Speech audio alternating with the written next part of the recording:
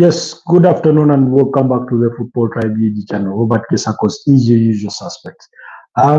This is an impromptu broadcast. I thought I should hop on here and discuss some of the latest from the world of transfers because Liverpool have just formally rejected an offer from Bayern Munich to sign their star player in Luis Diaz.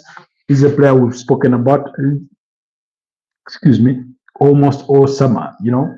But anyways, allow me to have my audience checked out to ensure that everything is in one place before we get going with the conversation for this afternoon. Meanwhile, I'll be looking forward for you to join this broadcast and get things going and get the conversation going. Yes, apologies. Like I said, we are checking out our audience to make sure everything does check out. And looks like everything is in place for us to get the conversation going. So do please join us. This one will be brief and short because it's going to be speaking about Liverpool only. And like I said, okay, maybe not Liverpool only, but at least Liverpool are the gist of the conversation because they have just turned down a bid from Bayern Munich officially for Luis Diaz. He is a player that we have talked about quite extensively with all the interest for Barcelona and Bayern Munich, as well as the Saudi Pro League giants. That's Al Nassr, who have yet to formally make any bids whatsoever or approach to Liverpool to try and sign the player. But now it's come out that Bayern Munich have tried to advance on that move for the player, and it's so far not going well. Look, and you'll be surprised by the kind of fee that Liverpool are demanding for the 28-year-old Colombian international. So it's quite amazing. It's quite amazing. But I mean, they saw the market for themselves and for everybody else. So that's why maybe perhaps they're trying to demand that a fee that high. So from what we are getting is that they did receive a bid worth 67.5 million euros from Bayern Munich, and they did turn that down. Hello, Nova, bro. Hi, how are you doing? Where are you joining us from? Kindly like the broadcast, but also consider subscribing to the channel if you're new here. Football Tribe is a football channel, so welcome to the Football Tribe UG community.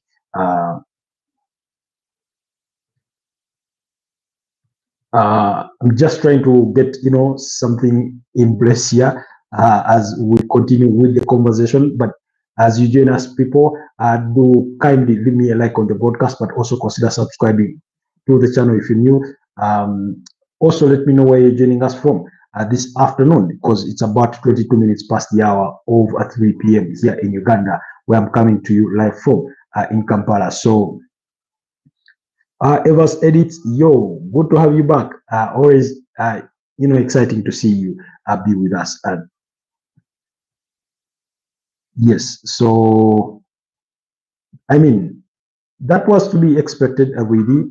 It was to be expected at some stage because we've spoken about Bayern Munich's interest in Luis Diaz almost all summer ever since the transfer window opened. You're the best. Thank you so much, Evers Edits.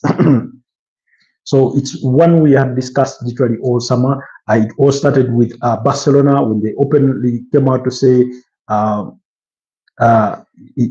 when they came out to say they were interested in signing Luis Diaz, that he was among their top targets for a winger this summer. They also mentioned Marcus Rashford. I think that did not rub Liverpool the right way because, I mean, it's not every day that another club expresses interest in another club's player quite publicly like that, especially big teams. Even small teams do not say it. And in response to those comments from Anderson Deco, that's the sporting director at Barcelona, Anna Slot came out to say that they also did like Lamine Yamal, best streamer I've ever seen. Thank you so much, Evers Edits, for the compliments. I really, really appreciate it for your kindness. So Anna Slot equally said, we also love Lamine Yamal, sort of as a way to quieten Barcelona. And Barcelona, approached Liverpool formally to inquire about what it would take to sign the 28-year-old. and Liverpool turned them down. Bayern Munich made their approach to Liverpool, and Liverpool told them they were not willing to entertain any conversation whatsoever. But these things, it's more like when a man is pursuing a lady. When you're pursuing a lady, and you first say hello, and she doesn't even want to say hi to you back, and you literally know you're gonna have to grind it out if you're to win her over. Basically, that's perhaps what Bayern Munich thought to themselves when Liverpool said no to them in regards to their pursuit for Luis Diaz, and now they've come in with an official bid for the Colombian international, who only, by the way, has only 2 years left to his current contract, and Liverpool are yet to formally open formal contract talks with them with him for an extension. Sorry, I got to go, but I'm doing well. How about you? And thank you. I'm doing well as well. Thank you so much, Nova Bro, for asking. But it was a pleasure to have you on the podcast this afternoon. So, so Liverpool have not entered in any formal contract talks or contract renewal talks with Luis Diaz. Perhaps they're happy in the position within which they are. 2 years left his current contract. And one, they've been adamant he's not for sale. But, like I've already said, every player has their own price, has their price. And if you're willing to pay that price by the asking club, then possibly you could sign any player, even if it were to get Lamine Yamal out of Barcelona. If you met what the valuation of the player was, then possibly you could sign him if they were willing to join you. So in this particular case, David Ornstein said, Bayern Munich submit official bid to sign Luis Diaz from Liverpool. Bayern Munich's proposal worth 67.5 million euros rejected immediately today. Liverpool value Luis Diaz in reverse at 100 million euros plus, but informed suitors no plans to sell. Colombian international has made it clear he wants to leave. Now, those are two key statements in this part. Colombian international has made it clear he wants to leave. So the player would want to leave Anfield. Then, the other thing is that Liverpool do not want to sell. But then they also say they value the player at a fee over 100 million euros plus. Now, the moment you communicate the value of the product that you are selling, then that means there is a willingness to sell at some stage. Because if you're not willing to sell, then you do not even bother telling us the value, you do not even tell us the price, Because if somebody comes to you and says, I would like to buy your car, and you say, it's not up for sale, and even if it were to be, it will be worth 100 million. So that means basically what you're telling is that if we bring you the 100 million, then you will give us the car, even though you do not want to sell. So basically that's what Liverpool are doing in this case. For those of you that were part of our discussion in the morning, the beautiful, long discussion that we did have this morning for our routine morning broadcast that kicked off at about a couple of minutes to the top of the hour of 9 a.m. I did submit that that we did receive reports from Colombia that the player had informed Liverpool that they should either call him to the table for contract renewal talks, or they should consider letting him go amid this strong interest from teams like Barcelona, amid this interest from teams like Bayern Munich, because he did acknowledge early on into the summer just as much that his camp and himself was speaking to other clubs, and perhaps those clubs he meant Bayern Munich, he meant Barcelona, and any other suitor, perhaps even from the Saudi Pro League. So although at the time he said he was happy to stay at Liverpool, and that's why perhaps he's saying, at least let's entertain contract negotiations, review my contract, maybe give me a pay rise, to appreciate my contribution. But like I said, Liverpool are in a very comfortable situation. They're in no rush to sell. That's for starters. To the player, has just entered the second last year of his contract, and they know if he runs that down, he will be 30 eventually. And perhaps the interest that there is today may not be there. But then also Liverpool, given the financial outlet that they put out there in the market, and that they could look to, continue to do, then if a tempting offer came in, then maybe they could blink and say, okay, well, let's part ways with Luis Diaz. But again, I do understand where Liverpool are coming from, because if you're the reigning champions of the Premier League, if you did finish on the summit of that Premier League table in the new table format, then clearly you do think that if you do strengthen your squad as opposed to weakening it, then you do give yourself a chance, first of all, to defend the Premier League title and perhaps to go beyond the round of 16 where you did end last season in as far as the UEFA Champions League is concerned. So Liverpool are trying to strengthen and they're not trying to weaken themselves. Now, with the departure of Alexander Trent-Arnold, the unfortunate demise of Diego Jota, the departure of Joel Quaisha, not that he was ever a key starter. If you had to lose Luis Diaz as well, what does that say to all the other senior players that are still around? Is that a show of ambition? Does that show that you're trying to strengthen? If you're getting rid of some of the most reliable players, we do know that on the same shortlist that Bayern Munich have, that does entail Luis Diaz. It also has Cody Gakpo. It also has apparently players like Gabriel Martinelli. It has players like Rafael Leao, Kaoru Mitoma, Bradley Barcola. But Bayern Munich have made their assessments. They know PSG are not entertaining any approaches whatsoever for Bradley Barcola. They own Nico Williams on that same shortlist. Nico Williams extended his contract with Athletic Bilbao, and we all know that Barcelona were the casualty in their pursuit for Nico Williams. Then perhaps maybe Gabriel Martinelli, given that he's only 24 years of age, he could be likely to cost more than what Luis Diaz may cost. But also, Luis Diaz is proven that he's a little more effective and perhaps a more mature, more experienced. And those are some of the considerations that they are looking at, really, to say that, look, this is the price that we do set and the player at. And even though we do not want to sell, maybe if you brought 100 million euros to the table, then we could be willing to entertain, talks. And partly the reason as to why I want to believe that that is the case is also because what Liverpool have spent.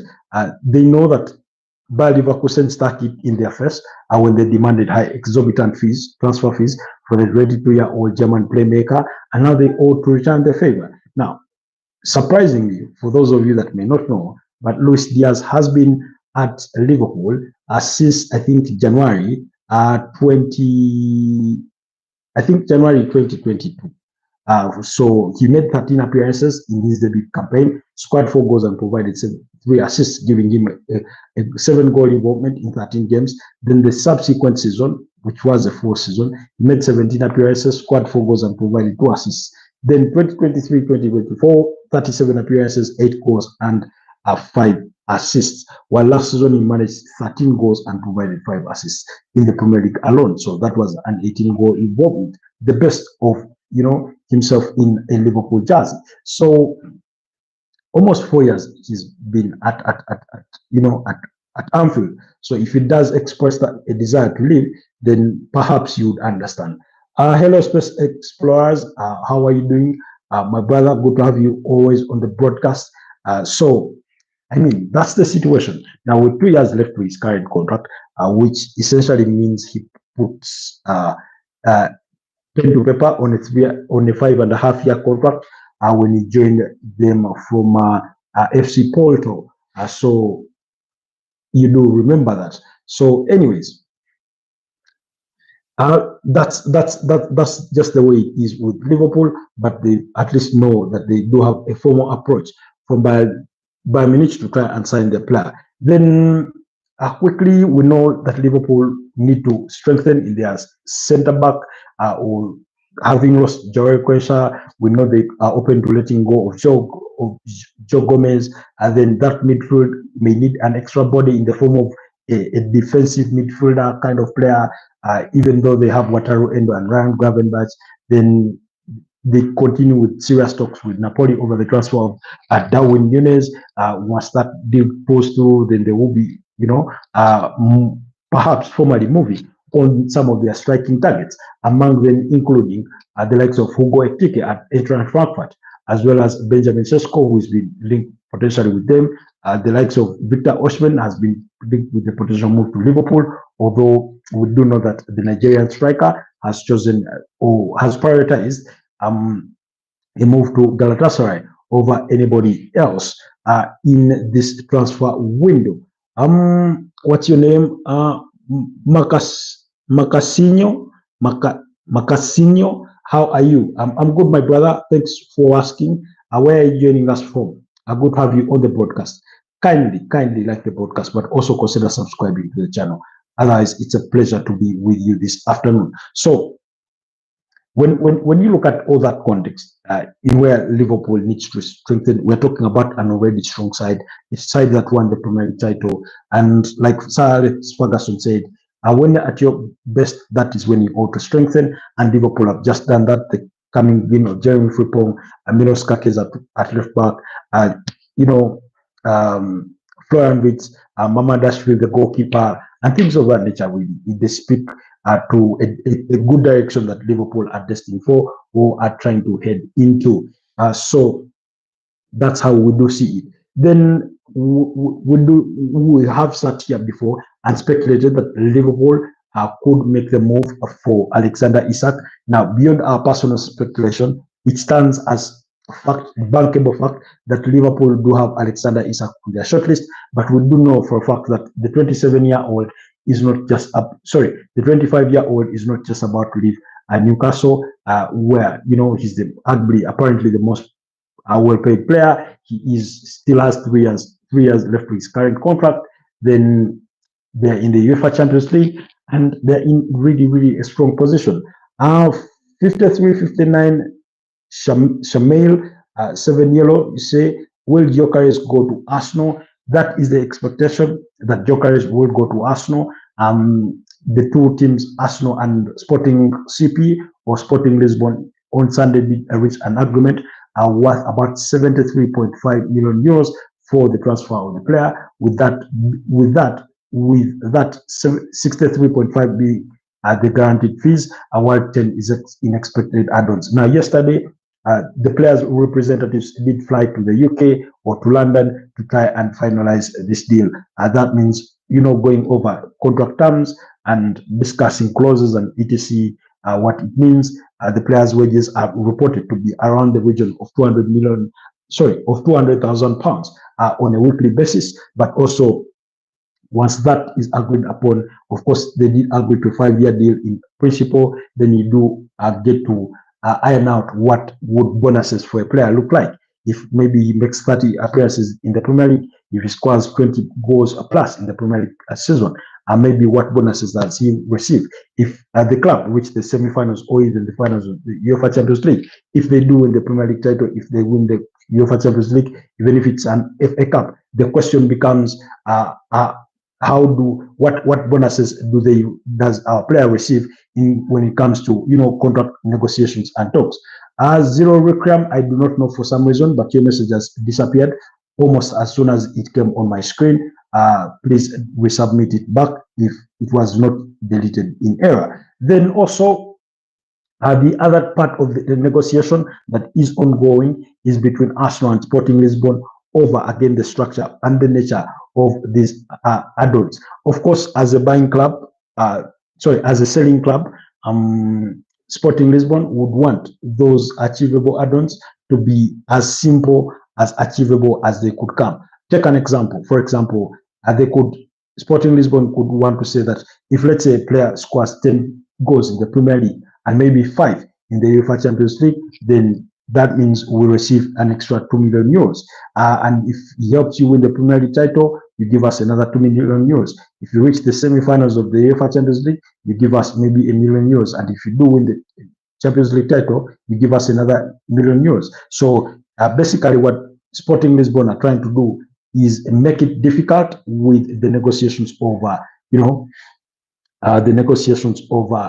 those add-ons. But I mean, because remember, Zero, you say, happy that Liverpool rejected a lower offer from Bayern. We will and should no longer be the discount store of Europe. There, Zero Rikram, one of our usual suspects, are submitting on his team. That's Liverpool. I think it was in the morning when we had somebody called, I forget their name, but it had to do with, fans, Liverpool fans FC, something like that. We had a very, very wonderful engagement with them in the morning. Anyways, so that's what basically Sporting Lisbon are negotiating with Arsenal. The structure of the deal in regards to those add-ons is some of the details that they are ironing out, while his agents are, over in London with Arsenal's lawyers and representatives, the likes of Richard Garrick, who are the minders of, the Arsenal business when it reaches that stage. Of course, the sporting director, Andre Bata, is involved at some stage for them to make sure that this deal can be wrapped up before Arsenal fly out for their Asian tour, in which they will be going to Singapore. That's on July the 19th, after playing a game against Watford behind closed doors at London Colony. So that's what we know in regards to the Eucharist deal. But thank you so much, Shumail 7 Yellow, for putting forward that question. In regards to Liverpool and rejecting that offer, Liverpool simply feel that the offer in itself does not meet their valuation. True, that the player is not up for sale.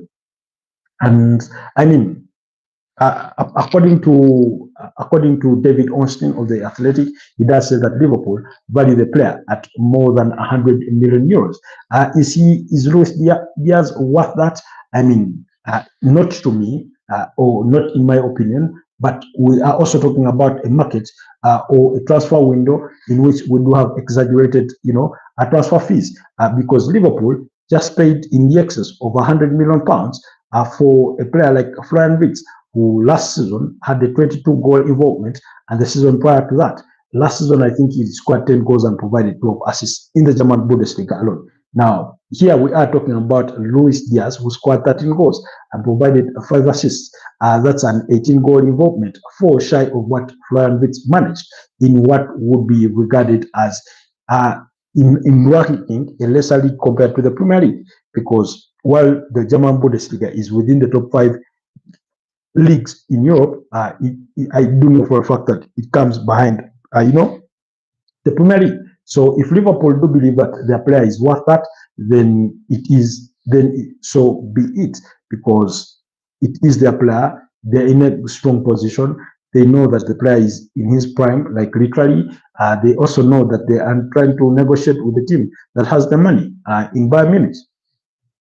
But like I said, even though they are adamant the player is not for sale, by virtue of the fact that they put a price on him, could mean that they are willing to listen to a certain offer, which Anfield East.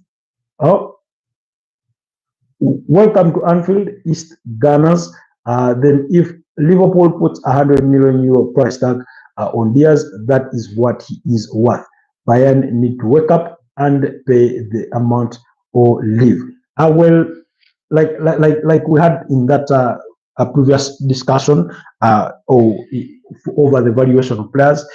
I mean, it's all subjective. It's all subjective. So if Liverpool believe that's what the player is worth, so be it. But also on the other side, the buying club usually has their own valuation of the player or a price above which they cannot exceed when they are trying to pursue the player. So if they cannot agree on terms, then definitely they will have to walk away.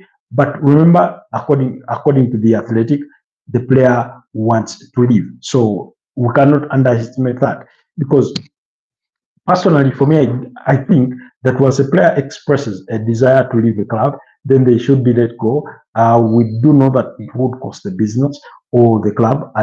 If it were to be like that, someone could argue it's not that simple. But I mean, once a player expresses their disinterest in staying at a club, chances are their thoughts are going to be preoccupied by their possibility of where they could have been playing the subsequent season and things of that nature. And I do not think certainly that Liverpool really want an unhappy player. In any case, to borrow the words of Enzo Maresca, we're not forcing anybody. Liverpool are not forcing anybody out of the door, but if they do like another team, they are free to leave. So, however, Liverpool have not told Luis Diaz that if he finds a new place, then he is free to leave. So let's wait on that situation as well. Then, like I said, Liverpool, they do have attacking options that they could target. Anthony Gordon being one of those from Newcastle, as well as the speculation with Alexander Isak. Now, the reason as to why Alexander Isak is really, really back into, high speculation and transfer gossip regarding the potential move to Liverpool is simply because Newcastle are in negotiations with Eintracht Frankfurt to try and sign Hugo Ekitike from the same side. Now, Eintracht Frankfurt apparently do value the player at 100 million euros, while Newcastle have only offered up to 75 million euros. That means there's still a 25 million euro gap between the two parties. But is he equally worth 100 million euros? I certainly do not think so. But at the end of the day, we simply pay for what our, advocates, would sort of demand, or in that respect. But in this particular case, according again to the Athletic, they do say that they want Hugo Ekitike to play alongside Alexander Isak, as opposed to sacrificing one. But like I said, every player has their price. If Liverpool is in the morning, actually, somebody posed the question to me: do you think Liverpool can pay 150 million pounds to sign Alexander Isak? And I was telling them it's a sort of a yes and no question. If they do feel that that's the value of the player, then if they do have the resources, then they could go ahead and pay that price, because in any case, they've already shown us that they are capable of blowing the transfer window or record wide open, and they did eclipse their own, record transfer fee for players like Darwin Núñez, players like Virgil van Dijk when he was joining them back in 2018 in January. You forgot Liverpool's favorites to sign Rodrigo too. I do not think Liverpool are favorites to sign Rodrigo. That's not what I feel. That's what it's not what I'm reading or what I'm getting on my desk. But I know for a fact that Liverpool have been mentioned in the same line with Rodrigo Goes in the wake of continuous reports that possibly he could leave Real Madrid this summer. Now, again, the situation apparently with Real Madrid, according to Marca in Spain, is that they're not going to push Rodrigo Goes out of the door. But should an acceptable offer come at that best, then they will be open to accepting it. Then also, I've mentioned to you that Liverpool could prioritize a signing like Anthony Gordon ahead of Rodrigo Goes. So let's not forget that Liverpool tried to sign the same player last summer. So, we can only wait and see. I'm more likely to sign for Liverpool than Arsenal. Well, again, I think it will depend on the value propositions. Both are good clubs. Do Liverpool hold the edge over Arsenal as the reigning champions of the Premier League? Definitely they would hold the edge. Their pedigree in the UEFA Champions League also speaks volumes. When you look, very good stadium, 62,000 seater for Anfield, a very good atmosphere, very friendly fans, loving fans. You cannot argue against that. Then you have a manager who is proven that he's capable of winning. And yet on the other side, you do have Mikel Arteta, who when you rewind back in his 5.5-year period, that's more than half a decade with Arsenal, he only has one mark to show. That's the oldest cup competition, the FA Cup, which he won in his debut half season. So really, in comparison, it would have to boil down to the players' tastes and preferences. I cannot sit here that he will choose Liverpool over Arsenal. Is it that capable of happening? Yes, it is capable of happening. The same way in previously, some players may have chosen Arsenal over Liverpool. So that's a question of tastes and preferences and personal assessment. Or if Liverpool can convince a player like Rodrigo Goes that regardless of what happens, he will be guaranteed a place in the starting 11.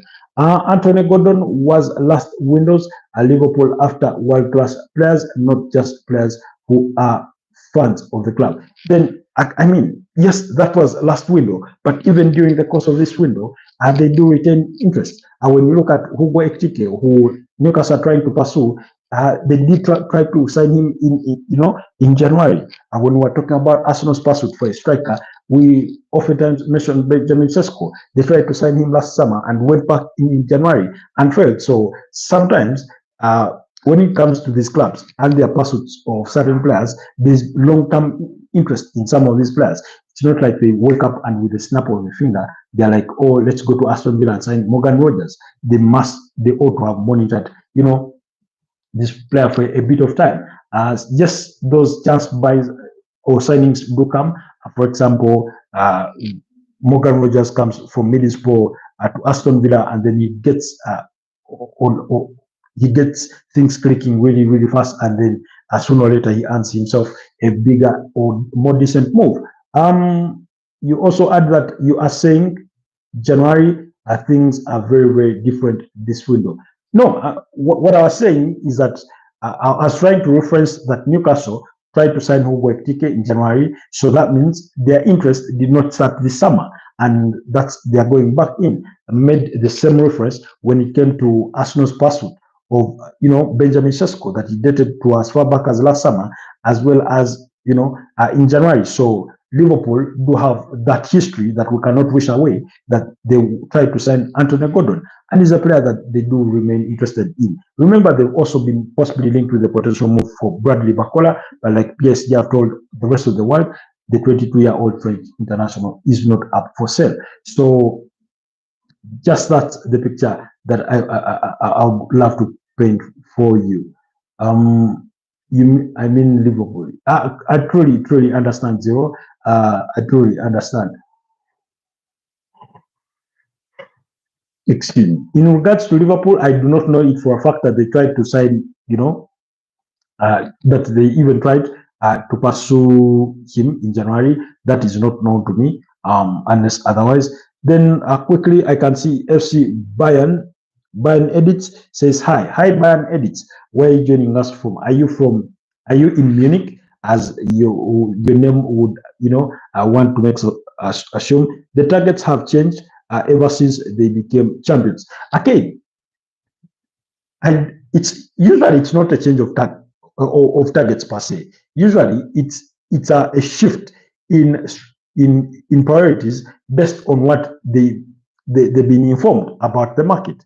Okay, let's go back and use the example of Alexander Isak. We know that Liverpool are really interested, and Arsenal were interested in the same player. But reports do suggest that as soon as Andre Bata walked into those Arsenal doors and they started making their assessments, they realized that signing Alexander Isak was either going to be too difficult or too expensive, or perhaps even both. And then they decided to quickly move on to their other potential targets. And Arsenal's, interest in Victor Gyökeres apparently does date to as far back as September 2024. So you have that there. And so when it comes to Liverpool, for example, in the pursuit of Anthony Gordon, while he was previously the priority, it doesn't mean that he was the only name on that shortlist for that role. So it simply means, sometimes what it means is that, okay, maybe we're not going to pursue our number one target. Let's go for the plan B or the plan C, depending on their own assessment. So usually those things do happen. So I do not think that targets have changed. I do think it is the same shortlist for the same position that they will be working with. Because remember, it's not like Alexander Isak is we're just going to wake up one morning and suddenly is available for sale, that it becomes a chance buy for whoever gets to sign him. You also say, by the way, Real about to offer 35 million euros plus Rodrigo Konate Nae disappeared. Now, okay, that would be quite interesting.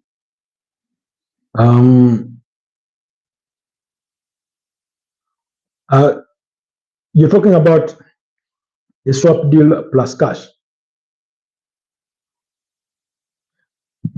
because you're saying, by the way, Real about to offer 35 million euros plus Rodrigo for Konate. Oh, they are desperate for a defender. They could be, but I do not think they are that desperate. I mean, I do not see a world where you value Rodrigo Goes at 90 to 100 million euros and then value him higher than Ibrahim Konate, who has just 1 year left to his current contract. I do not see that in that world. That is more wishful than factual. But if we are being honest, that's more wishful than being factual. That Bayern Munich, that Real Madrid are desperate for a centre back. Let's not forget, Real Madrid have Raul Asensio, they have Dean Howson, they have Eder Militao, they do have Alaba, David Alaba, although oftentimes injured. So it's not like they're too desperate that they do not have numbers. I do understand that because of injury challenges, Real Madrid could use another centre back. Konate is easily 100 million centre back. Again, I agree to disagree. I do not think his valuation is that high at this stage. Because now, maybe I would understand if you're saying because particularly Liverpool have a history of signing, a record signing in the name of a defender, being Virgil van Dijk from Southampton in January 2018. So that part I would understand. But I think it would be an overvaluation to say Ibrahim Konate is worth 100 million euros. They want to get rid of Asensio. Again, let's wait and see. Let's just wait and see. I've said it before that yes, I've said it before that yes, Real Madrid do want, they do want more players. They are looking to sign an attacking midfielder. Dani Ceballos is one of those bound to leave the club this summer, and things of that regard. So let's not think that it's only defense that is the priority. Then we are hearing reports that they are going to be retaining Gonzalo Garcia, and then they could be looking to move on Endrick.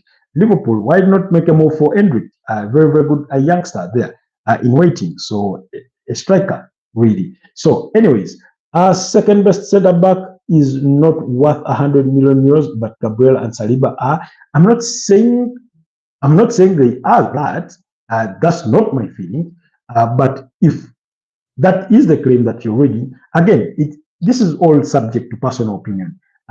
It's so. For example, if I'm a United fan and I wake up and I say Lisandro Martinez is worth 100 million euros, personally, that's what I believe. But just because that's what I believe or that's my opinion doesn't make it true, or that doesn't make it, the ideal valuation. So I do understand it from that respect.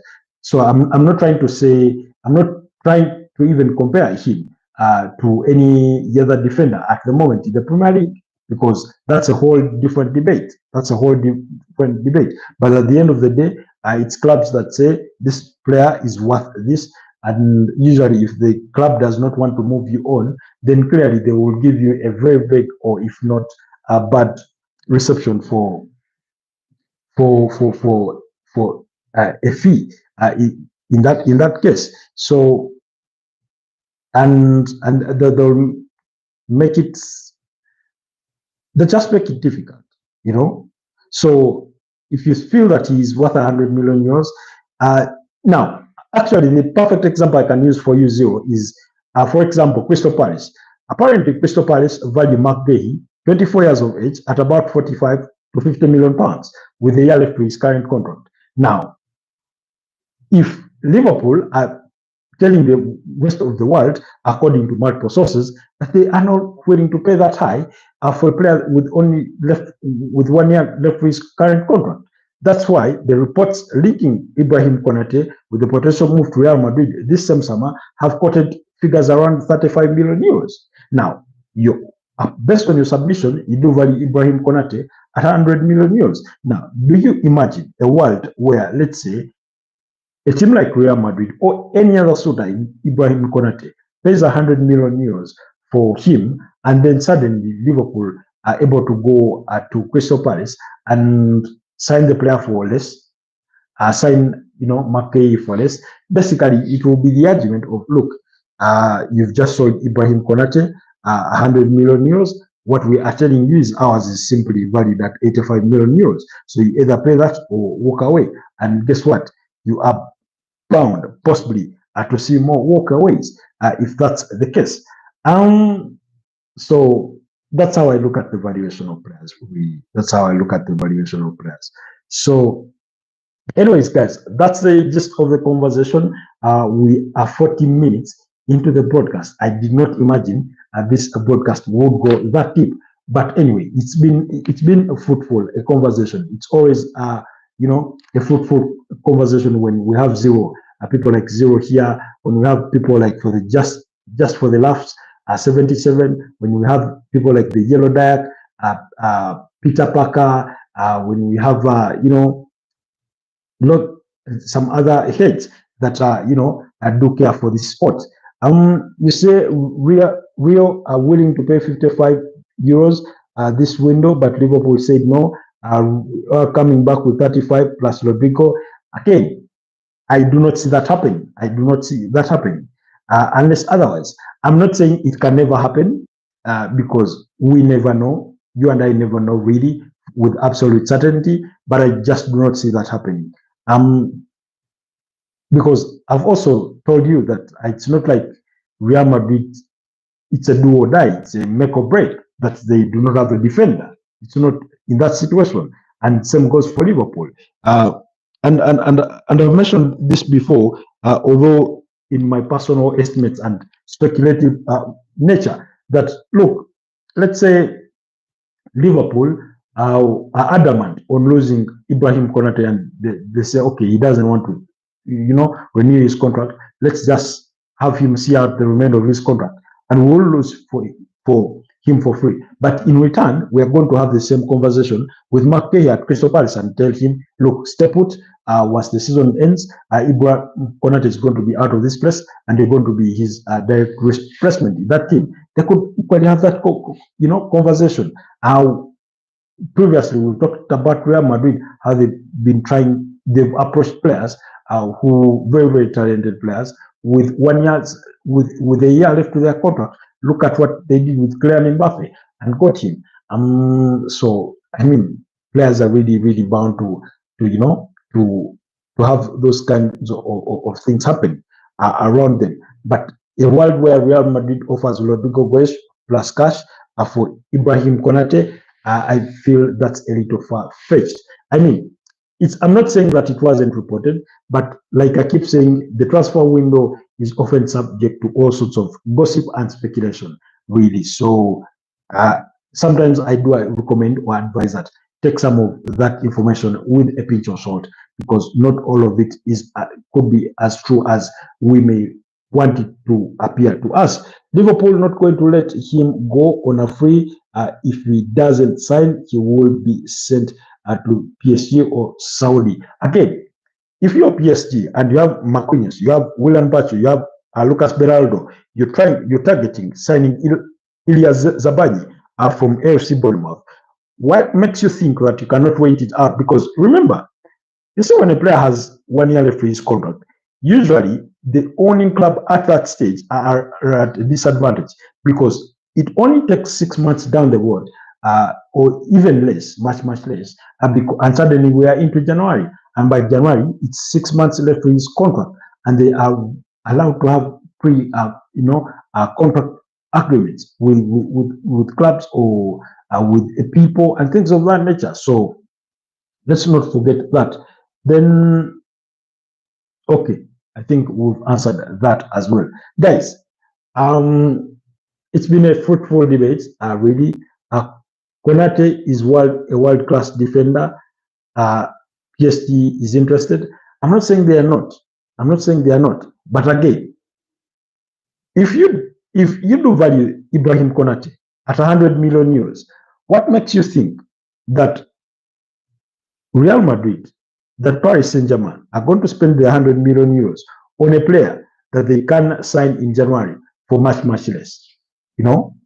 It's a matter of sitting back and wait and see it out play out, really. Basically, that's how I view it. Because ask yourself, if let's say you have what live example can I give you?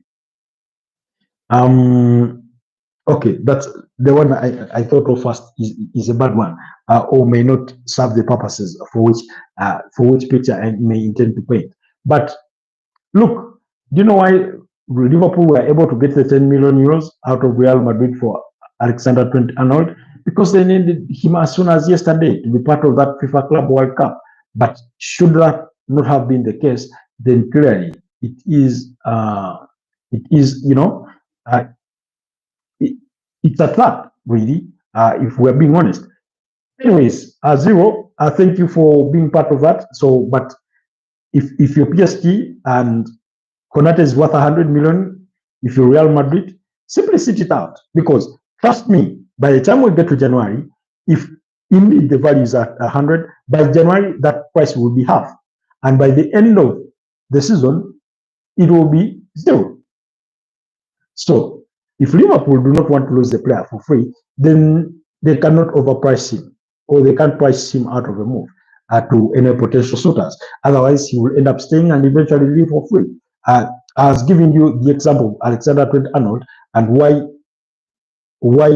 Real Madrid ended up paying 10 million euros is because they came off as desperate. They wanted really Trent Arnold to be part of that FIFA Club World Cup squad, and that's how they agreed to pay Liverpool 10 million euros as an agreement to let the player out of his contract earlier than it should have ended. Same thing happened with Jonathan Tah at Bayern Munich, because Bayern Munich paid 850,000 euros to Bayer Leverkusen to let Jonathan Tah out of his contract early enough for that to happen. So you remember what Real Madrid did with Kylian Mbappe. So, Real Madrid should be charged for such actions. Tapping up players is against the rules, but somehow for Real, it's allowed. I do not think it's allowed for Real Madrid, but here's what happens. It's usually Real Madrid speaks to the representatives of the players who understand the situations, what it will take, and things of that nature, and that's not illegal. That's not illegal. If I don't know if you do remember, Real Madrid tried to sign Kylian Mbappe, before his final season. They were willing to offer 100 million euros because he only had a year left for his contract then. That was in the first instance. Then, and what happened is the player ended up extending his contract with another year and an option to extend for a further year. But when that year ended, that's when he said, okay, look, I'll move. But initially, Real Madrid were willing to pay money. They were willing to pay money. To tell the player to run down their contract is clearly illegal. No. Basically, it's like telling the player, let's wait it out. That's not illegal. That's not illegal. It's practically simply telling the player, we are interested in your services, but we are going to have to wait for you until this period of time. So just imagine it were Liverpool, and for example, let's say, by the way, it happens with, let's say, young players. So for example, look at a player like Ethan Nwaneri at Arsenal, who is left with a year to his contract. Now, just imagine, because remember, these players are also have these people next to them, the agents, and sometimes they're pirates. And let's say a club like Liverpool or Chelsea or Man United or Bayern Munich or Barcelona or Real Madrid went to his representatives and they're like, just see out the rest of your contract. We'll pay you double what those guys are even demanding. Imagine you're Ibrahim Konate, and you know for a fact that if you do not sign a new contract and go to join Real Madrid, in the summer, then you're going to get yourself 20 million pounds as sign-on fees, are guaranteed. What would you look to do if it is about the money? If the money is a motivation. Anyways, guys, it's been a pleasure doing this with you. Thank you, Zero Rukram. Thank you so much for being part of today's, this afternoon's conversation. FC Bayern Edits. Thank you so much. Thank you so much, Evers Edits. Thank you so much, Nova Bro. Thank you so much, Space Explorers. Thank you so much, Macasino. Thank you so much, Shumail, 7 Yellow.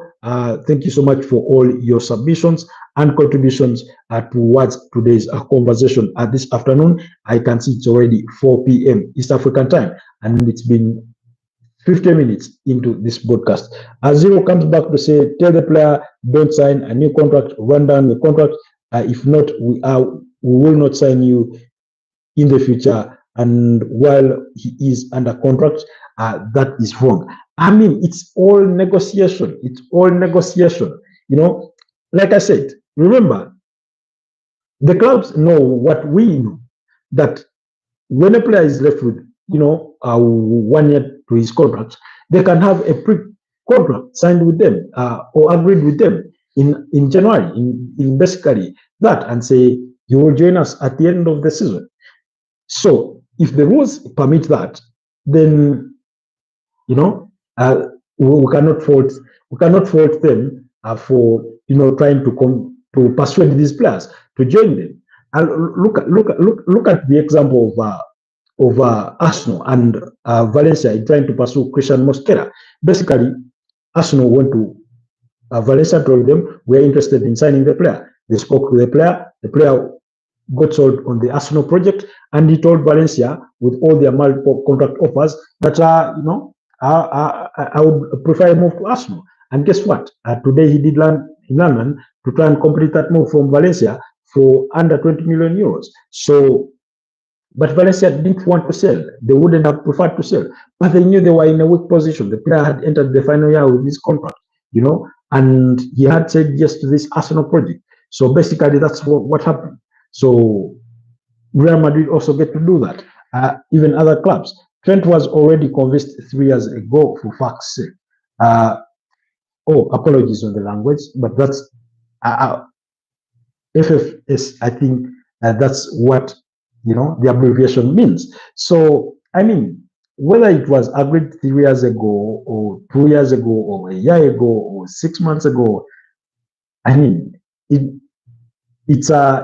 doesn't matter. What matters is that Real Madrid have the player that they want, and they got him on a cheap. In essence, in any case, they got that money by winning the quarterfinals of the FIFA Club World Cup to pay for Alexander Trent-Arnold. So for them, at the end of the day, it was worth spending that amount of money to ask Liverpool to let the player out of his contract quickly. So, anyways, guys, it's been a pleasure. Have yourselves a wonderful rest of the afternoon and evening. Let's do this again later tonight as we digest more of the news that may come through in regards to transfers, because it never stops streaming through. For those that were asking me earlier in my inbox about Arsenal, we're only waiting for announcements on Noni Madueke. Then Christian Mosquera, like I've told you, has come to London for his medical. Victor Gyökeres, I've explained to you, Sporting Lisbon are trying to make things a little bit difficult there in the negotiations, especially when it comes to, especially when it comes to those add-ons. I know, basically what happened was Francesco Verandas, that's the Sporting Lisbon president, came out just stamping with that interview or statements on Sunday. And then guess what? Was it on Sunday or Saturday? Then hours later, just 24 hours later, the two clubs had reached an agreement on a transfer fee. So basically, for them to try and salvage whatever reputation they can salvage out of that, is try and make the job a little more difficult for Arsenal. So that's how I view it. Anyways, you said not a year, if only a year, sure, but it is not. It is not different from saying Real has an unwritten first refusal over any player they want. No, players also refuse to join these clubs. And one of the prime examples that I often use was Marco Reus. Bayern Munich wanted to sign him at the same time, around the same time when they signed Mario Götze from Borussia Dortmund, but he said no. We all remember, you're a Liverpool fan, you remember what happened with Steven Gerrard. Real Madrid wanted to sign him, but he said no, he stayed. So it's not like Real Madrid have a blank check when it comes to signing players.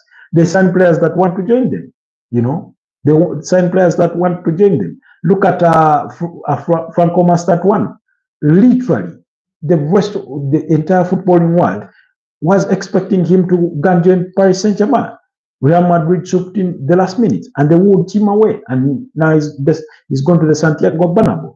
So these things happen, that a player prefers to join this club over the other club. It does happen, But basically, what is happening with Christian Mosquera is not different practically with what possibly could or might happen with Ibrahim Konate with Liverpool if nothing changes given the current trend of things.